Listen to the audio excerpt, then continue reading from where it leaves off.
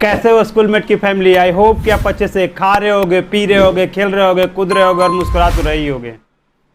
आज हम फिर से स्टार्ट करते हैं फंक्शन को थोड़ा सा आगे बढ़ाते हैं। क्या क्या हम लोग पढ़ चुके हैं आपको पता है। सेट्स, रिलेशंस एंड फंक्शंस के डेफिनेशंस, डोमेन एंड रेंज कैसे फाइंड करते हैं, उससे रिलेटेड एमसीक्यू नहीं क्वेश्चंस, उससे रिलेटेड क्वेश्चंस कैसे डोमेन एंड रेंज को फाइंड करते हैं वो पढ़ चुके हैं। तो आप बताइए आपका तैयारी कैसा चल रहा है। आपका एग्जाम भी बहुत नज़दीक आ गया है, तो प्रीवियस ईयर क्वेश्चन को आप लगाना स्टार्ट कर दिए। एवरी डे मॉक देना स्टार्ट कर दीजिए। चैप्टर वाइज मॉक देना स्टार्ट करिए या फिर फुल टेस्ट देना स्टार्ट करिए। चैप्टर वाइज तो स्टार्ट कर ही दीजिए मॉक टेस्ट देना, क्योंकि मॉक टेस्ट देना आपको ज़्यादा ज़रूरी है। अब एग्जाम जितना नज़दीक आ जाए हर एक टॉपिक का, और मॉक टेस्ट इस तरह से आप देना स्टार्ट करिए। सपोज कि आप मॉक टेस्ट दिए, एक मॉक टेस्ट लगाए, उसमें से सपोज कि कोई टॉपिक ट्रिगोनोमेट्री का या इन्वर्स ट्रिगोनोमेट्री का या कैलकुलस का आपको फंस गया, बन नहीं रहा है, तो उससे रिलेटेड जब नेक्स्ट टाइम आए तो मॉक टेस्ट के बाद इवैल्यूएट करिए, सेल्फ इवैल्यूएशन करिए, और जो क्वेश्चन आपसे नहीं बन रहा है उस टॉपिक का रिवीजन करिए। उस टॉपिक का रिवीजन करना बहुत ही जरूरी है। जब तक आप अच्छे से रिवीजन नहीं करिएगा आपको क्वेश्चंस अंडरस्टैंडिंग, क्वेश्चन सॉल्व करने की कैपेबिलिटी इनहांस नहीं होगा। तो जितना बार रिवाइज करिएगा उतना आपका अंडरस्टैंडिंग बढ़ेगा। ठीक है, तो आई होप कि आप मेरे बात को समझ रहे होंगे। तो अब जरा हम लोग आते हैं नेक्स्ट टाइप्स ऑफ फंक्शन के लिए, क्लासिफिकेशन ऑफ फंक्शन के लिए आगे बढ़ते हैं। तो आप इस टॉपिक को जरा देख लेते हैं, फिर हम लोग आगे कुछ बढ़ लेते हैं। अब क्लासिफिकेशन ऑफ फंक्शन में क्या क्या है। तो पहला जो फंक्शन है, फर्स्ट फंक्शन इज, ये आपका कांस्टेंट फंक्शन है। ठीक है, जो फर्स्ट फंक्शन है कौन सा फंक्शन है, कांस्टेंट फंक्शन। अब कांस्टेंट फंक्शन क्या होता है आप देख लीजिए जरा ध्यान से। कांस्टेंट फंक्शन का ग्राफ ही पहले बना लेते हैं, देख लो जरा ध्यान से।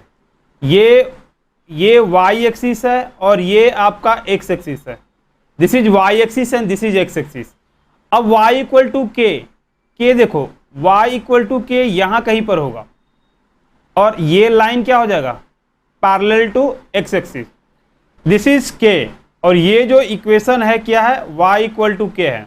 अगर k पॉजिटिव है तो ग्रेटर देन 0 हुआ, मतलब k ग्रेटर देन 0 है तो y एक्स एक्सिस के ऊपर होगा, y एक्सिस के 0 से ऑरिजिन से ऊपर होगा। अगर यही k का वैल्यू निगेटिव हुआ तो जो वैल्यू होगा वो इस तरह से होगा। k लेस देन 0 हुआ तो जो ये भी ग्राफ किसका है, y इक्वल टू के का है। बट ये ग्राफ कब है, जब k का वैल्यू क्या है, निगेटिव है। तो इस तरह से कांस्टेंट फंक्शन है। अब जरा देखो ध्यान से कि कांस्टेंट अगर फंक्शन है तो इसका डोमेन कितना होगा। तो डोमेन क्या बोलते हैं, एक्स एक्सिस पर जो विड्थ कवर करता है उसी को क्या बोलते हैं, डोमेन। तो देखो तो ये एक्स एक्सिस पर कहां से विड्थ कवर कर रहा है, दिस इज माइनस इन्फिनिटी से कहां तक जा रहा है, इन्फिनिटी तक। तो लेंथ कितना कवर कर गया, माइनस इन्फिनिटी से इन्फिनिटी। तो माइनस इन्फिनिटी से इन्फिनिटी का जो लेंथ हुआ एक्स का, दैट इज कॉल्ड डोमेन। तो इसकी डोमेन की बात करेंगे तो कितना हो जाएगा, x belongs to real number, x belongs to real number, या फिर बोल सकते हैं x belongs to minus infinity to infinity, open interval. तो x के वैल्यू को ही क्या बोलते हैं, डोमेन। ये हो गया। अब रेंज की बात करें तो क्या हो गया, y का यहाँ पर कांस्टेंट है, मतलब y फिक्स्ड है, x कुछ भी वैल्यू रहे y फिक्स्ड है।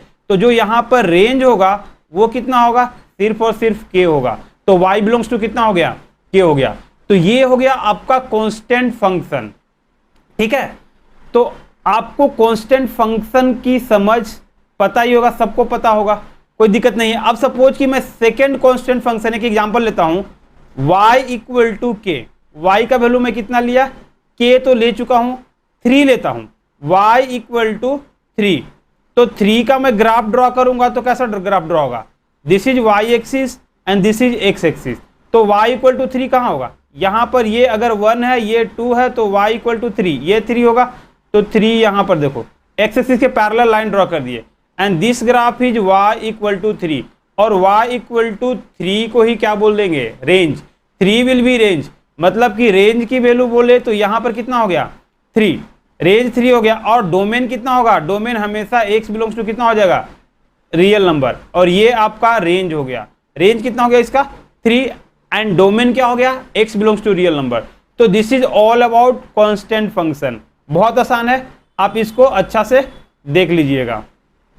ठीक है, नेक्स्ट आते हैं रेसिप्रोकल फंक्शन। रेसिप्रोकल फंक्शन क्या होता है वो देख लो जरा ध्यान से। तो रेसिप्रोकल फंक्शन है y F x equal to 1/x, या फिर हम इसको लिख सकते हैं y इक्वल टू 1/x। तो ये रेसिप्रोकल फंक्शन है। इसका ग्राफ भी देख लेते हैं कैसा होता है ग्राफ, जरा ध्यान से देखो। ये y एक्सिस है और ये x एक्सिस है। This is y axis, this is x axis. And reciprocal function का ग्राफ देखो, वो इस तरह से रेसिप्रोकल फंक्शन का ग्राफ होता है। यहां होगा और यहां पर होगा, देखो ये ग्राफ होगा। थोड़ा सा स्मूथ कर लेना है, स्मूथ कर। और ये जीरो है, जीरो पर ग्राफ नहीं है। जीरो पर ग्राफ नहीं है मतलब कि x का वैल्यू अगर जीरो रखेंगे तो y डिफाइंड ही नहीं होगा। तो अगर इसका डोमेन की बात करें तो देखो जरा x एक्सिस पर कितना कवर कर रहा है, तो सर पूरा कवर कर रहा है एक्सेप्ट जीरो। जीरो को छोड़कर बाकी सारा जो लेंथ है x एक्सिस को कवर कर रहा है, दैट इज कॉल्ड डोमेन। तो अगर यहां बात करें तो डोमेन की, तो x belongs to real number होगा एक्सेप्ट जीरो।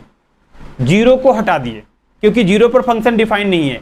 और y कितना बिलोंग करेगा, सर y को वैल्यू को रेंज बोलते हैं। तो रेंज देखो, रेंज का भी लेंथ कितना है, y एक्सिस को कितना कवर कर रहा है, माइनस इन्फिनिटी से इन्फिनिटी तक कवर कर रहा है, माइनस इन्फिनिटी से इन्फिनिटी तक कर रहा है। तो y बिलोंग्स टू कितना हो जाएगा, r माइनस जीरो। जीरो भी नहीं होगा, y का वैल्यू क्या होगा, जीरो भी नहीं होगा।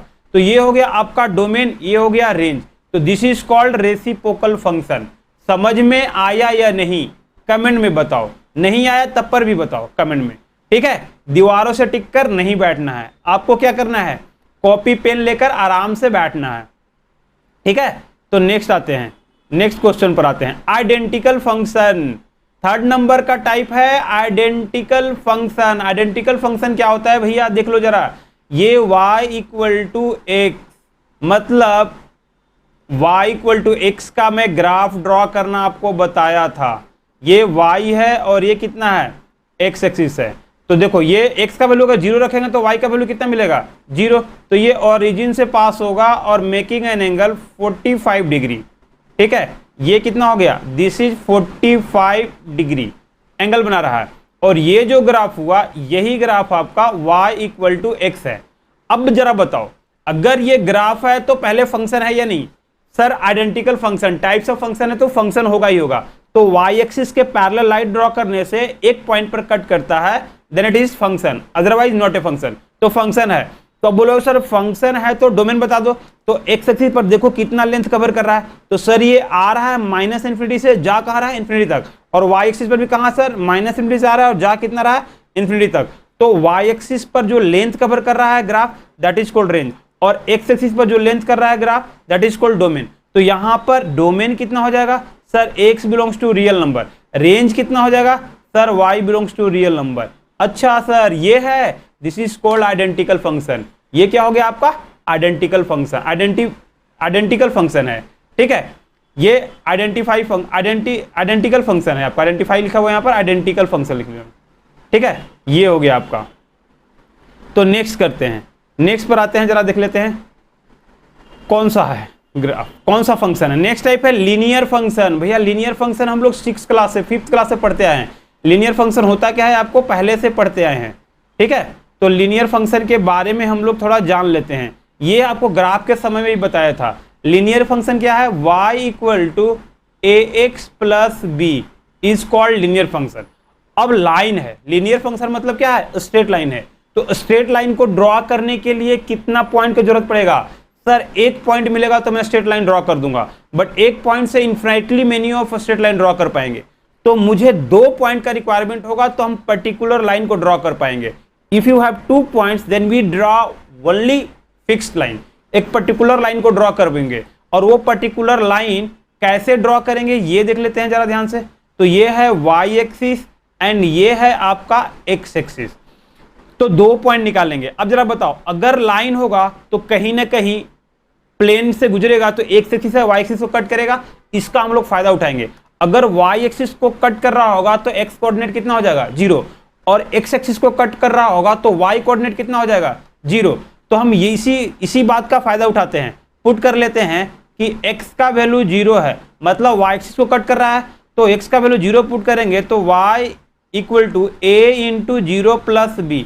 तो y का वैल्यू कितना मिल गया सर, b, मतलब एक पॉइंट मिल गया, 0 और b एक पॉइंट मिल गया। तो 0 और b y एक्सिस पर एक मैं पॉइंट ले लेता हूं। सिमिलरली x का वैल्यू मैं डालता हूं जीरो डाला तो वाई एक्सिस पर पॉइंट मिला। सिमिलरली अगर y का वैल्यू मैं जीरो डालूंगा तो क्या मिलेगा, तो y equal to zero ax plus b, तो यहां से x का वैल्यू कितना हो जाएगा सर माइनस बी अपॉन में a, तो जो पॉइंट मिलेगा वो हो जाएगा माइनस बी अपॉन में a coordinate zero, minus b upon में a कॉमा जीरो। अब माइनस बी अपॉन में a एक्स एक्सिस पर पॉइंट होगा तो ये लेते हैं माइनस बी अपॉन में a कॉमा जीरो। अब यहां से 2 पॉइंट मिल गया तो हम लाइन ड्रॉ कर लेते हैं। देखो 2 पॉइंट मिला तो हम यहां पर लाइन ड्रॉ कर लेते हैं। देखो ये हुआ आपका straight line, this is straight line. अब बोलोगे सर ये स्ट्रेट लाइन है तो ये फंक्शन भी है, अगर ये फंक्शन है तो इसका डोमेन बता दो। सर एक्स एक्सिस पर पूरा लेंथ कवर कर रहा है, कहां से आ रहा है माइनस इन्फिनिटी से इन्फिनिटी तक जा रहा है, और वाई एक्सिस पर भी कितना कवर रहा है माइनस इन्फिनिटी से इन्फिनिटी तक। तो अगर इसका डोमेन की बात करें तो कितना हो जाएगा sir x belongs to minus infinity से इन्फिनिटी, और इसी को बोलते हैं रियल नंबर, या y बिलोंग्स टू भी कितना हो गया रियल नंबर। तो डोमेन हो गया रियल नंबर और रेंज भी कितना हो गया रियल नंबर। तो ये हो गया आपका लीनियर फंक्शन। समझ में आया या नहीं, फिर से दीवारों से टिक कर बैठ गया है, 2 बच्चा मुझे दिख रहा है दीवारों से टिक कर बैठ गया है।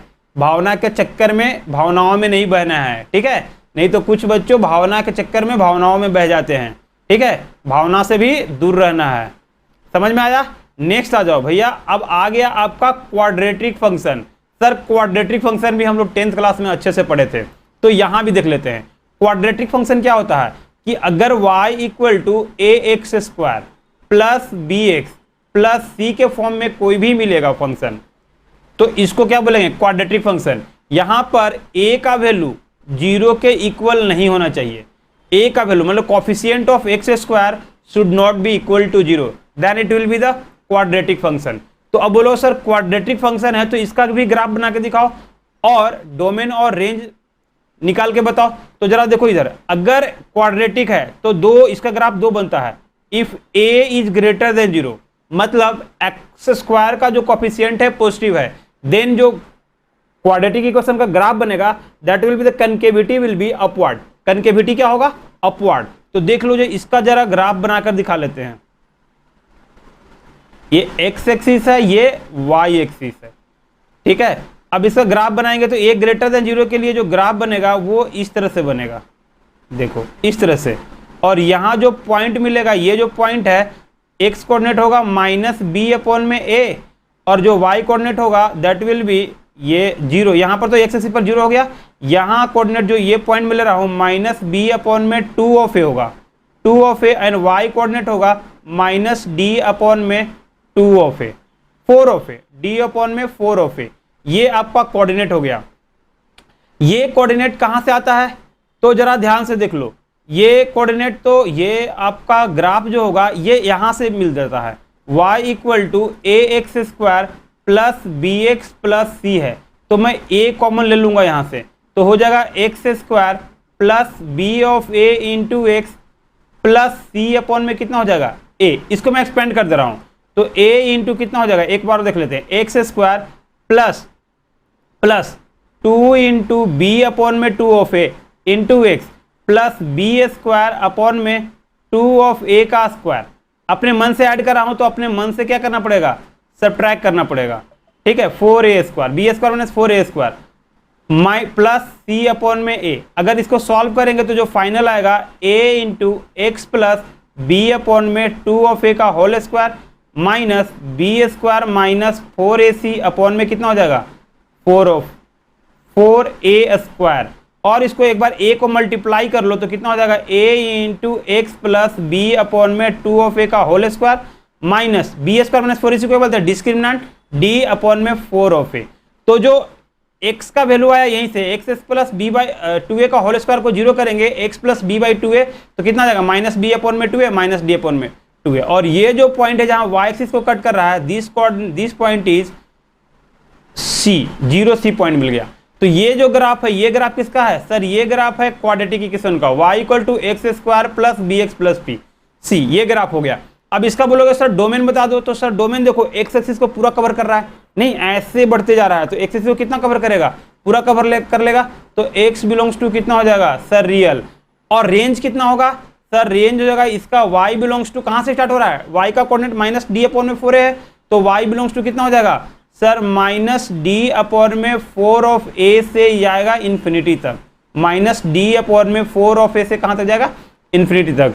तो ये हो गया आपका डोमेन, ये हो गया रेंज। तो ये किस कंडीशन के लिए है सर, जब a ग्रेटर देन 0 है, अगर a लेस देन 0 है तो उसके लिए बता दो सर। तो जरा देख लो, a लेस देन अगर 0 हुआ तो जो इसका ग्राफ बनेगा इसमें कनकेविटी जो होगा वो डाउनवर्ड होगा, कनकेविटी की दौर होगा डाउनवर्ड होगा, this is concavity will be downward. ठीक है, तो अब जो ग्राफ बनाएंगे वो इस तरह से, जो पैराबोला का ग्राफ बनाएंगे क्वाड्रेटिक का, वो इस तरह से बनेगा। और ये जो पॉइंट होगा this will be the again minus b upon में 2a and minus D upon में 4 ऑफ a, ये पॉइंट है। तो ये और ये वाला जो y एक्सिस को वहां जहां पर कट कर रहा है दैट इज 0c। और ये जो ग्राफ हम बनाए किसका ग्राफ बना दिए सर, ये ग्राफ है ax square plus bx plus c का। ठीक है, ax square plus bx plus c का ग्राफ है, क्वाड्रेटिक इक्वेशन का ग्राफ है। अब बोलो सर इसका डोमेन, तो वंस अगेन ये ऐसे कवर कहां तक करेगा, पूरा कवर कर लेगा एक्स एक्सिस को, कहां तक इन्फिनिटी तक जाता है तो पूरा कवर कर लेगा। तो जो डोमेन इसका होगा सर x बिलोंग्स टू हो जाएगा रियल नंबर, देन y कितना होगा सर, y हो रहा है माइनस डी बाई 4a से स्टार्ट हो रहा है और कहां जा रहा है निगेटिव डायरेक्शन में जा रहा है, तो y मतलब y के निगेटिव डायरेक्शन में जा रहा है, तो y बिलोंग्स टू कितना हो जाएगा माइनस इन्फिनिटी से माइनस डी अपॉन में 4a, माइनस इन्फिनिटी पर ओपन और d अपॉन 4a पर क्लोज इंटरवल। तो ये हो गया आपका डोमेन और ये हो गया range. This is quadratic function. Quadratic function आपको समझ में आया नहीं, कमेंट में बताओ, कमेंट में लिखना है। ठीक है, तभी पता चलेगा कि आपको समझ में आ रहा है या नहीं, अदरवाइज कैसे पता चलेगा किसी को समझ में आ रहा है या नहीं। ठीक है, आपको लिखना है, एक्सप्रेशन सेम नहीं देना है। ठीक है, आगे बढ़ते हैं। नेक्स्ट आ गया आपका पोलिनोमियल फंक्शन। अब पोलिनोमियल फंक्शन सर पढ़ चुके हैं, 10th क्लास में पढ़े हैं, 9th क्लास में भी पढ़े हैं और 10th क्लास 9th क्लास में भी पढ़े हैं पोलिनोमियल फंक्शन। तो पोलिनोमियल फंक्शन के बारे में हम लोग जरा देख लेते हैं। तो देखो इधर जरा, function in the form of, किस फॉर्म में फंक्शन होना चाहिए, a n x के power n plus a n minus 1 x के power n minus 1 plus a n minus 2 x के पावर n माइनस 2। देखो जरा ध्यान से, a का जो यहाँ पर a n है तो x के पावर भी कितना है n है, a n माइनस 1 है तो x के पावर भी कितना है n माइनस 1 है, a n माइनस 2 है तो x के पावर n माइनस 2 है। सिमिलरली डॉट डॉट डॉट यहाँ पर आपका होगा a1, a n नहीं होगा, a1 x plus a note और x का पावर कितना हो गया 0, x के पावर 0 क्या लिखेंगे, वो x के पावर 0 को 1, तो इसलिए यहाँ पर लिखा हुआ नहीं है। अब जरा देखो, where a n not equal to 0, a n कभी भी 0 नहीं होगा, बाकी सब 0 हो सकता है बट a n 0 नहीं होगा। ठीक है, और a n minus 1, a n minus 2, a1 a naught सारे कहां से बिलोंग करेंगे, रियल नंबर से। Power of x belongs to whole number, और होल नंबर क्या होता है आपको पता है, 0 1 2 3 4, इसके अलावा कुछ भी नहीं करता है। तो इसको बोलते हैं polynomial of degree n degree का। x का जो मैक्सिमम पावर हो गया that is called polynomial. But polynomial होने के लिए कंडीशन भी सेटिस्फाई होना चाहिए। क्या कंडीशन सेटिस्फाई होना चाहिए, an not should not be equal to 0 और x का जो पावर होना चाहिए वो होल नंबर के फॉर्म होना चाहिए। तो जो मैक्सिमम पावर होगा दैट इज कॉल्ड डिग्री। तो यही आपको बोल रहा है नीचे, highest power of x is called degree of polynomial. x का जो हाईएस्ट पावर है उसी को क्या बोलेंगे, degree. All polynomial function always defined. भैया पोलिनोमियल फंक्शन हमेशा डिफाइंड होगा, हमेशा। और हमेशा डिफाइंड होने का पता है फायदा क्या है, कि हमेशा उसका डोमेन हम बता सकते हैं, x बिलोंग्स टू रेंज, और y डिपेंड्स ऑन पोलिनोमियल। अब y किस पर डिपेंड करेगा, पोलिनोमियल पर, कि लीनियर फंक्शन है, क्वाड्रेटिक है, क्यूबिक है, क्या है, x के पावर 4 है। तो इस टाइप के फंक्शन डिपेंड किस पर करेगा, पोलिनोमियल पर, कि किस टाइप का है। क्वाड्रेटिक है तो अभी आपको रेंज बता दिए, माइनस डी बाई 4a से अप टू इन्फिनिटी जब a ग्रेटर देन 0 है, और माइनस डी बाई 4a से अप टू माइनस इन्फिनिटी से माइनस डी अपॉन में 4a जब a क्या है, निगेटिव है। तो ये हो गया आपका पोलिनोमियल फंक्शन। अब देख लेते हैं जरा पोलिनोमियल फंक्शन को आइडेंटिफाई कैसे करेंगे। देखो जरा ध्यान से, ax प्लस b। अब इसमें देखो x का पावर कितना है 1, तो इसका जो डिग्री होगा n का वैल्यू होगा कितना हो गया 1, तो डिग्री 1, इसीलिए इसको लीनियर फंक्शन बोलते हैं।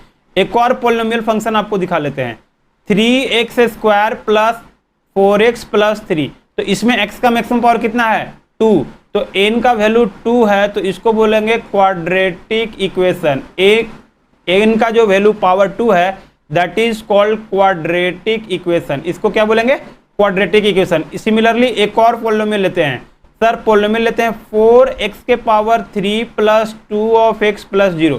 अब x का इसमें कितना पावर है? 3 है, तो ये जो इसका डिग्री होगा कितना होगा? 3 होगा, ठीक है, तो डिग्री विल बी 3।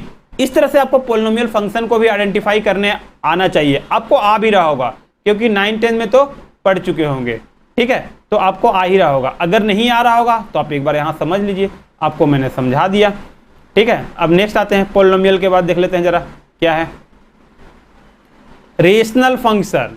अब देख लो रेशनल फंक्शन क्या होता है?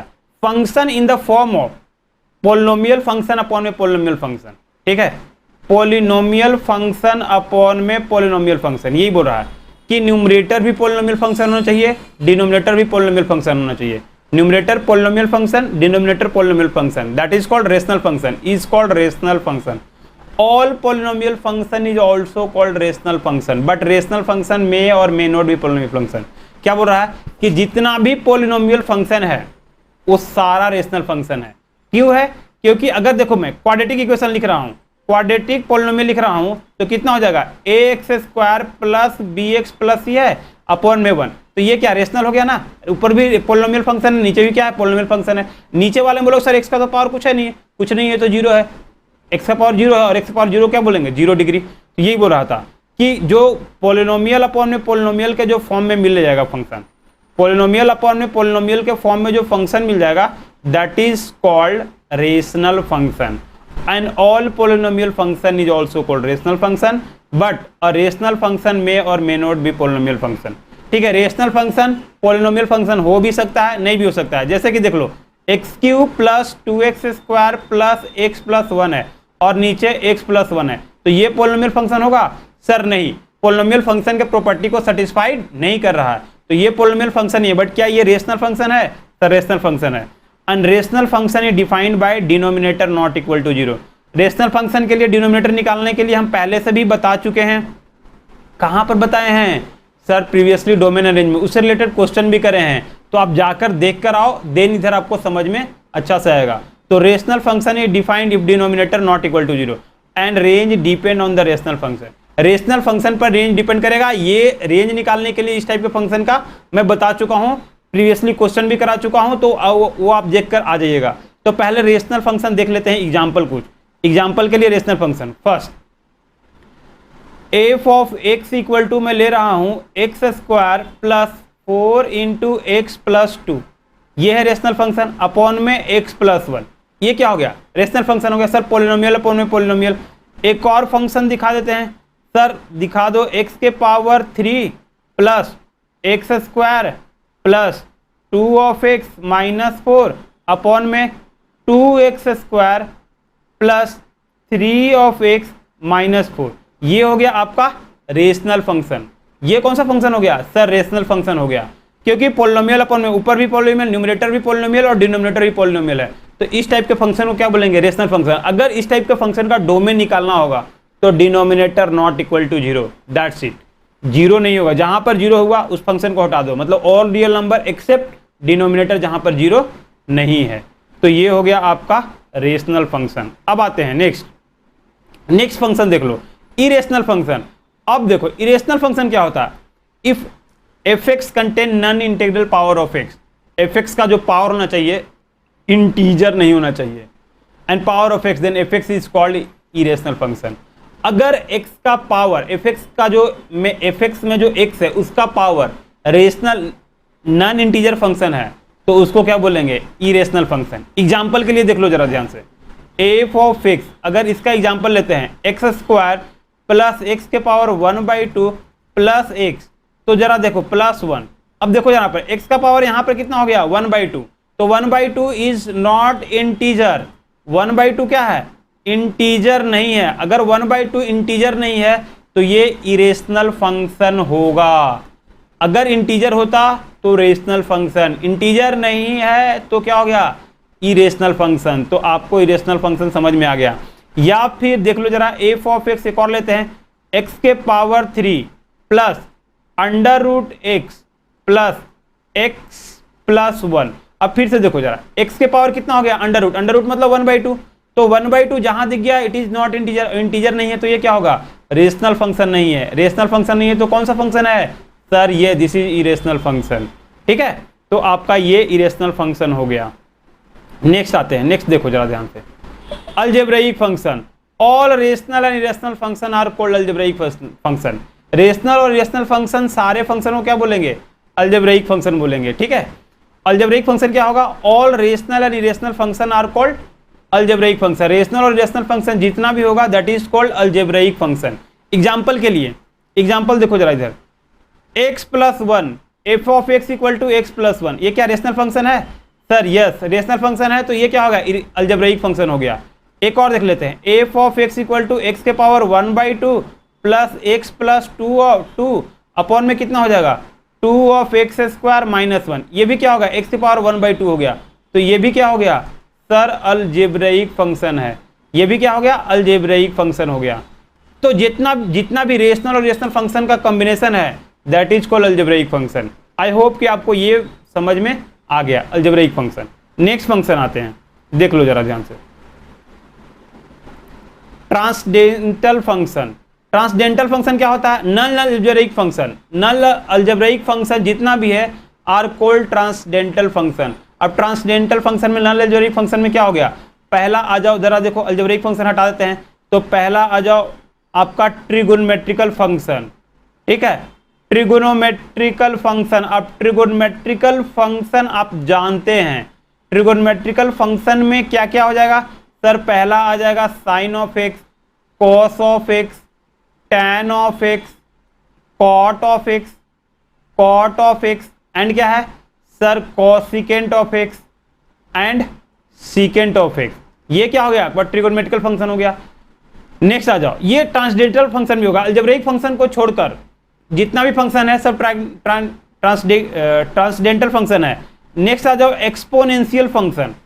एक्सपोनेंशियल फंक्शन ये भी है। अब एक्सपोनेंशियल में क्या होगा सर, e के पावर x, e के पावर -x, 3 के पावर x, 3 के power -x।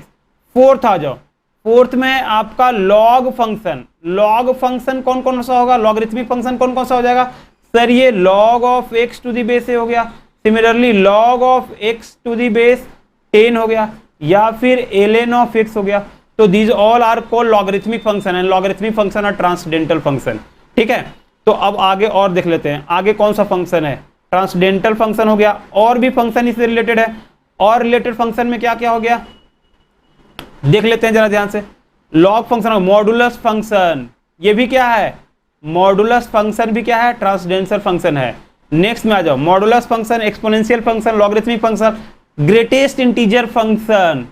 Greatest integer function ये भी क्या है सर, ग्रेटेस्ट इंटीजर फंक्शन भी क्या है आपका, मोड है, ये ट्रांसडेंटल फंक्शन है। नेक्स्ट में आ जाओ, फ्रैक्शनल पार्ट ऑफ एक्स।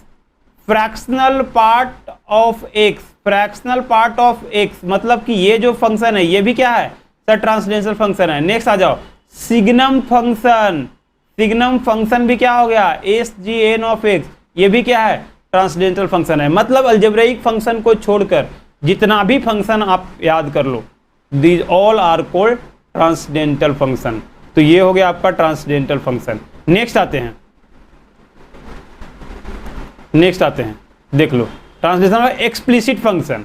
अब एक्सप्लिसिट फंक्शन क्या होता है देख लो, if dependent variable y can be express in terms of independent variable x only then it is called explicit function. मतलब अगर y को x के टर्म में एक्सप्रेस कर दे, ठीक है, y can be express in terms of x is called explicit function. That is y equal to अगर fx के टर्म में एक्सप्रेस कर देंगे तो वो फंक्शन क्या हो जाएगा sir, transcendental function. Sir example दो, सर आप दीवारों से टिक कर मत बैठो, दीवारों से टिक कर मत बैठो, एग्जांपल आपको देते हैं।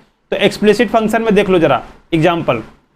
एक्सप्लिसिट फंक्शन में एग्जांपल दे रहा हूं आपका, x of y plus 2 of x equal to x square y square या x स्क्वायर y प्लस 1, ये है आपका। अब ये एक्सप्लिसिट फंक्शन है या नहीं देख लेते हैं। तो पहले y को एक तरफ लाते हैं, देखो जरा ध्यान से, xy minus x square y equal to कितना हो गया 1 माइनस 2 ऑफ x। अब यहां से मैं क्या कर रहा हूं, y कॉमन ले लेता हूं, तो अगर y कॉमन लूंगा तो कितना हो जाएगा, x minus x of x square equal to 1 minus 2x, 1 minus कितना हो गया 2 ऑफ एक्स। तो यहाँ से y का अब वैल्यू कितना हो गया सर, y का वैल्यू आएगा 1 minus 2 of x, x minus x square. तो ये वाला इस टाइप के फंक्शन को क्या बोलेंगे, एक्सप्लिसिट फंक्शन। देखो y किसके टर्म में एक्सप्रेस हो गया सर, x के टर्म में। तो y x के टर्म में जहां भी एक्सप्रेस हो गया that is called explicit function. ठीक है, आपको समझ में आया, नहीं आया तो बताओ। अब नेक्स्ट आ जाओ इम्प्लिसिट फंक्शन। इसमें बोल रहा है कि dependent variable y can not be express in terms of x, मतलब y को x के टर्म में सेपरेट नहीं कर सकते हैं। तो इस टाइप के फंक्शन को क्या बोलेंगे, इम्प्लिसिट फंक्शन। बोलोगे सर ऐसा कौन सा फंक्शन हो गया, हम तो सारे फंक्शन को y को x के टर्म में एक्सप्रेस कर सकते हैं। नहीं, सारे फंक्शन को नहीं कर सकते हैं। एग्जांपल के लिए देखो जरा इधर, tan of x plus Y is equal to x square y plus 3। अब इसको एक्स वाई के टर्म में सेपरेट कर लो, जब सेपरेट हो जाएगा तो मुझे बता देना, ठीक है कि सर मैंने सेपरेट करा। ये कभी भी एक्स वाई के टर्म में सेपरेट नहीं होगा। एग्जांपल के लिए E X plus Y is equal to x square Y square, X square Y square plus E के पावर एक्स वाई। अब इसको जरा सेपरेट करके देखो, जब सेपरेट हो जाएगा तो मुझे बता देना, मैं भी जान जाऊँ कि हाँ सर आपने सेपरेट कर दिया। तो इस टाइप के फंक्शन को सेपरेट एक्चुअली नहीं कर पाएंगे। अगर नहीं कर पाएंगे तो this type of function is called implicit function. इसी टाइप के फंक्शन को क्या बोलेंगे सर, इम्प्लिसिट फंक्शन है ये। ठीक है, अब आते हैं नेक्स्ट टाइप के फंक्शन पर, देख लेते हैं कि नेक्स्ट टाइप का फंक्शन क्या है। नेक्स्ट है पैरामेट्रिक फंक्शन। अब पैरामेट्रिक फंक्शन किस टाइप के फंक्शन को बोलते हैं जरा देखो। अभी हम लोग जितना भी फंक्शन पढ़े हैं किस टाइप का फंक्शन पढ़े हैं sir, y equal to x के टर्म में एक्सप्रेस होता है, इसी को बोलते हैं फंक्शन। और x को बोलते हैं sir independent variable, independent variable. And y को क्या बोलते हैं सर, y को बोलते हैं डिपेंडेंट वेरिएबल। यही तो पढ़े हैं सर। अब जरा देखो यहां पर क्या आ गया, x equal to F of T आ गया, x का वैल्यू कितना आ गया, एफ ऑफ टी आ गया। मतलब अब देखो x एफ ऑफ टी है and y equal to g of t है। y कितना है, जी ऑफ टी है, जी ऑफ टी है, x नहीं है, जी ऑफ टी है। मतलब x किस पर डिपेंड कर रहा है, t पर, y किस पर डिपेंड कर रहा है, t पर। तो इसी t को बोलेंगे पैरामीटर, इसी t को क्या बोलेंगे, पैरामीटर। और इस टाइप के फंक्शन को ही क्या बोलेंगे, पैरामेट्रिक फंक्शन। पैरामेट्रिक फंक्शन समझ में आया, बोलो सर एग्जांपल दो। एग्जांपल के लिए देखो जरा इधर, x equal to 2at and y equal to a upon में टी स्क्वायर। y x का वैल्यू जो है 2at है एंड y का वैल्यू कितना है, a अपॉन में टी स्क्वायर है। ये इक्वेशन 1, ये इक्वेशन 2, ये दोनों मिलकर जो फंक्शन बना रहे हैं, ये जो दोनों मिलकर फंक्शन बना रहे हैं, इसी टाइप के फंक्शन को क्या बोलते हैं सर, ये है पैरामेट्रिक फंक्शन। इस टाइप के फंक्शन को ही क्या बोलेंगे सर, पैरामेट्रिक फंक्शन। तो पैरामेट्रिक फंक्शन आपको समझ में आ जाना चाहिए। अच्छा, एक टाइप का और भी फंक्शन मिल सकते हैं, इस तरह से मिल सकते हैं, x equal to sine of theta, ठीक है, sine of theta and y equal to 2 sine of theta minus cos of theta. 2 sine of theta minus कितना हो गया, कॉस ऑफ थीटा। तो जो इस टाइप के फंक्शन है, एक साइन ऑफ थीटा है, y equal to 2 sine theta minus cos theta है, तो इस टाइप के फंक्शन को क्या बोलेंगे, पैरामीटर, पैरामेट्रिक फंक्शन। यहां पर अब पैरामेट्रिक फंक्शन कौन हो गया, पैरामीटर कौन हो गया सर, थीटा। जो थीटा वेरिएबल है दैट इज कॉल्ड यहां पर पैरामीटर हो गया। तो इस टाइप के फंक्शन को पैरामेट्रिक फंक्शन बोलेंगे। ठीक है, तो अब आते हैं नेक्स्ट देख लेते हैं। ठीक, नेक्स्ट टाइप का फंक्शन आपका है एब्सोल्यूट वैल्यू फंक्शन और मॉडुलस फंक्शन। नेक्स्ट टाइप का फंक्शन क्या हो गया, एब्सोल्यूट वैल्यू फंक्शन और मॉडुलस फंक्शन। अब मॉडुलस फंक्शन के बारे में हम पूरा डिटेल में कि मॉडुलस होता क्या है हम एक टॉपिक लेकर आएंगे, बट यहां पर जान लेते हैं, ग्राफ में भी बता चुके थे। मॉडुलस फंक्शन और एब्सोल्यूट वैल्यू फंक्शन का मतलब क्या होता है कि ये जो फंक्शन है हमेशा कौन सा वैल्यू देगा, पॉजिटिव वैल्यू देगा, always it gives the positive value. जैसे कि अब देख लो जरा यहां पर -3 का अगर मैं मॉड लेने को बोलूं तो क्या बोलोगे सर, 3। अगर -4 का मॉड लेने को बोलूं तो क्या बोलोगे, 4। और 5 का मॉडुलस लेने को बोलोगे तो क्या बोलोगे सर, ये 5 होगा। तो जो एब्सोल्यूट वैल्यू दे रहा है that is called positive value, ये हमेशा पॉजिटिव वैल्यू दे रहा है। तो इस टाइप के फंक्शन को ही क्या बोलेंगे, इस टाइप के जो फंक्शन होगा इसी को बोलेंगे आपका इसी टाइप के फंक्शन को हम बोलेंगे absolute value function and it is called absolute value function, और इसी को बोलेंगे मॉडुलस फंक्शन। ठीक है, समझ में आया। अब इसका ग्राफ देख लेते हैं एक बार जरा ध्यान से। ग्राफ बार बार करते हैं, ग्राफ से बहुत सारा क्वेश्चन आसान हो जाता है, तो ग्राफ देख लेते हैं इसका। देखो जो इसका ग्राफ बनेगा वो इस तरह से ग्राफ बनेगा, ये y है और ये कितना है x है। तो यहां देखो ये जो ग्राफ बनेगा ये इस तरह से इसका बनेगा, this is y equal to mod of x। अगर ये मॉडुलस फंक्शन है तो सर जरा इसका डोमेन बता दो। तो देखो जरा x एक्सिस को कितना कवर करेगा सर, पूरा करते जाएगा, पूरा करते जाएगा, पूरा कवर कर जाएगा वैल्यू को। अगर सारे वैल्यू को कवर कर लेना, x एक्सिस को पूरा कवर कर लेगा तो क्या होगा sir, x belongs to real number. Sir अगर x रियल नंबर है तो y भी रियल नंबर होगा क्या? नहीं। देखो ये ग्राफ कहां से स्टार्ट हो रहा है सर, जीरो से स्टार्ट हो रहा है। जीरो से नीचे कहीं ग्राफ है क्या सर? जीरो से नीचे ग्राफ नहीं है। नहीं है तो जो y का वैल्यू होगा कितना हो जाएगा सर, y बिलोंग करेगा जीरो से इन्फिनिटी, एंड जीरो से इन्फिनिटी पर ओपन। जीरो से इन्फिनिटी का ही वैल्यू क्या बोलेंगे, रेंज। y के वैल्यू को ही क्या बोलेंगे, रेंज। तो रेंज क्या हो गया, देखो यहाँ ग्राफ पर भी दिख रहा है y हमेशा जीरो से ऊपर है, मतलब y का वैल्यू हमेशा क्या आएगा, पॉजिटिव आएगा। अगर y का वैल्यू पॉजिटिव आ रहा है तो इस टाइप के फंक्शन को क्या बोलेंगे, एब्सोल्यूट फंक्शन। और x का वैल्यू कितना है, x belongs to real number.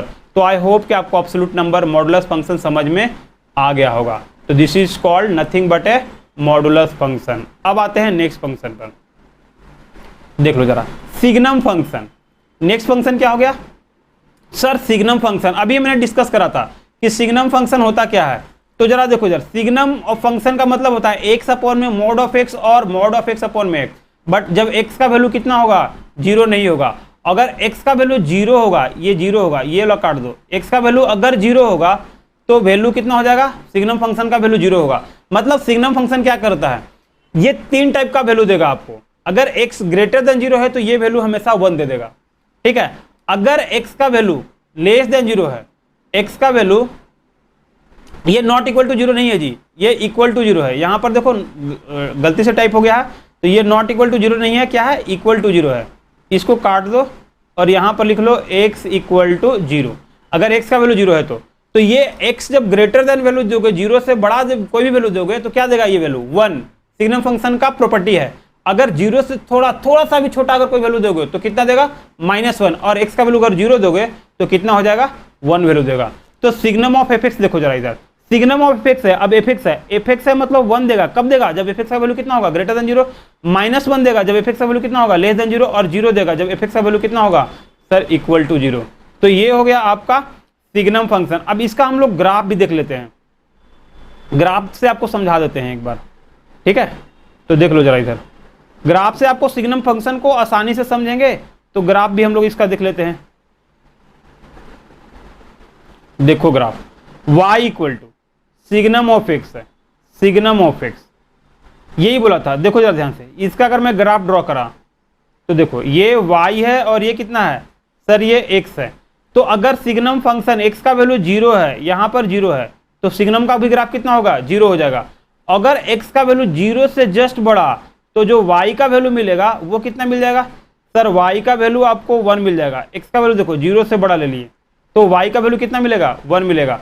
अगर x का वैल्यू मैं जीरो से छोटा लेता हूं, x का वैल्यू क्या लेता हूं, जीरो से छोटा, तो जो वैल्यू मिलेगा दैट इज इक्वल टू -1। ये जो वैल्यू मिलेगा कितना मिल जाएगा, -1 मिलेगा। तो देख लो जरा ध्यान से एक बार, ये वैल्यू आपको -1 मिलेगा। तो ये आपका सिग्नम का ग्राफ हो गया। सिग्नम का ग्राफ भी याद रखना है। सिग्नम का प्रॉपर्टी क्या है कि अगर एक से थोड़ा सा भी बड़ा कोई वैल्यू दे दो, जस्ट 0 प्लस भी डालो तो कितना देगा, 1। और अगर 100 भी डालो तो कितना देगा सर, 1। 1000 भी डालो तो कितना देगा, 1। और -1 डालो तो कितना देगा, -1। -100 डालो तो कितना देगा, -1। और -1000 भी डालो तो कितना देगा, -1। मतलब कि अब तुमसे पूछेगा कि सर सिग्नम ऑफ 1000 का वैल्यू बताओ तो सर कितना हो गया, 1। तो अब सिग्नम ऑफ बोलेगा कि सर -1000 का वैल्यू बता सकते हो क्या, हाँ सर बता सकते हैं, ये कितना देगा, -1। और सिग्नम ऑफ जीरो का वैल्यू बोलेंगे तो कितना भी देगा, 0। 0 पर 0 देगा, निगेटिव नंबर कोई भी वैल्यू डालो ये क्या देगा, -1 देगा। अगर 0 से बड़ा कोई भी वैल्यू दे दो कितना देगा, ये पॉजिटिव देगा। तो ये इस टाइप से हम लोग फंक्शन का देख लिए। अब ये लास्ट फंक्शन आपका बचा आइडेंटिकल फंक्शन। ये आइडेंटिकल फंक्शन क्या होता है जरा देख लो। Two function F x and ji x are called identical, दो फंक्शन को आइडेंटिकल फंक्शन बोलेंगे, आइडेंटिटी फंक्शन नहीं, आइडेंटिकल फंक्शन। वहां पर क्या था, identity, F x equal to X क्या था, आइडेंटिटी फंक्शन।